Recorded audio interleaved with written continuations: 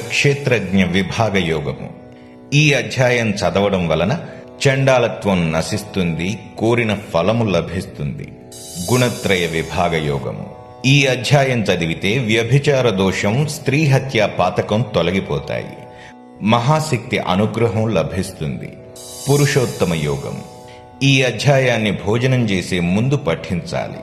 దీనివల్ల ఆహార శుద్ధి కలుగుతుంది, జీర్ణశక్తి పెరుగుతుంది, మోక్షం సిద్ధిస్తుంది, మహాతపస్సు చేసిన ఫలం లభిస్తుంది. దైవాసుర సంపద్విభాగ యోగం.